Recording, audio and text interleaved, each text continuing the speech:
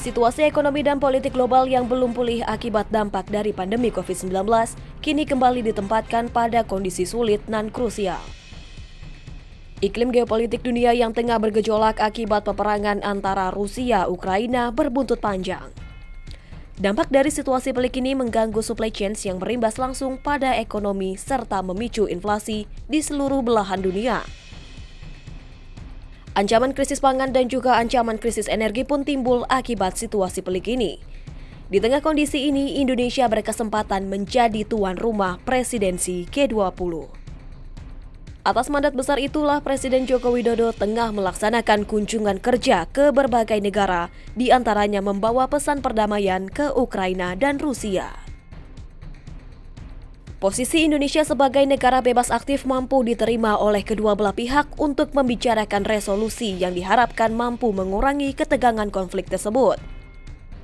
Pada prinsip tersebut, bebas diartikan bangsa Indonesia tidak memihak atau ikut serta pada kekuatan-kekuatan yang ingin berseteru dan tidak sesuai dengan nilai luhur bangsa. Sementara aktif artinya Indonesia tidak tinggal diam, tetapi aktif dalam hubungan internasional dalam rangka mewujudkan ketertiban dunia.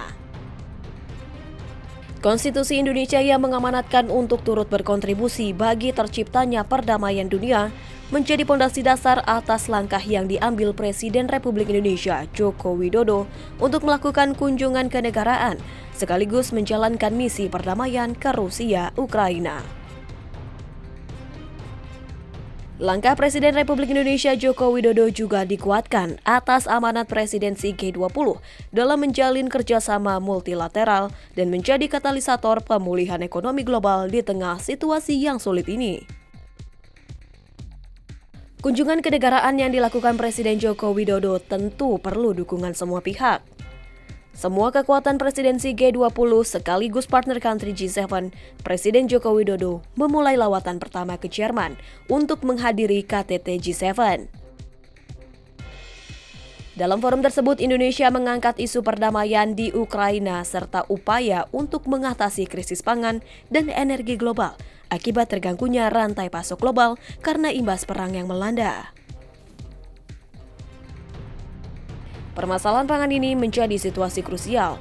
Laporan yang diterbitkan oleh World Food Programme menyebut potensi 323 juta orang di tahun 2022 ini terancam menghadapi kerawanan pangan akut jika ketegangan geopolitik terus terjadi. Presiden menilai G7 dan G20 memiliki tanggung jawab besar untuk atasi krisis pangan ini. Di kesempatan itu, Presiden Joko Widodo menegaskan pentingnya dukungan negara G7 untuk mereintegrasi ekspor gandum Ukraina dan ekspor komoditas pangan dan pupuk Rusia dalam rantai pasok global. Menurut Presiden, terdapat dua cara untuk merealisasikan hal tersebut. Yang pertama adalah memfasilitasi ekspor gandum Ukraina untuk dapat segera berjalan. Yang kedua, menurut Presiden adalah komunikasi secara proaktif kepada publik dunia bahwa komoditas pangan dan pupuk dari Rusia tidak terkena sanksi. Perhatian besar pada dampak perang terhadap rantai pasok pangan dan pupuk menjadi sorotan utama Presiden Joko Widodo. Menurut Presiden, khusus untuk pupuk, jika gagal menanganinya, maka krisis beras yang menyangkut 2 miliar manusia terutama di negara berkembang dapat terjadi.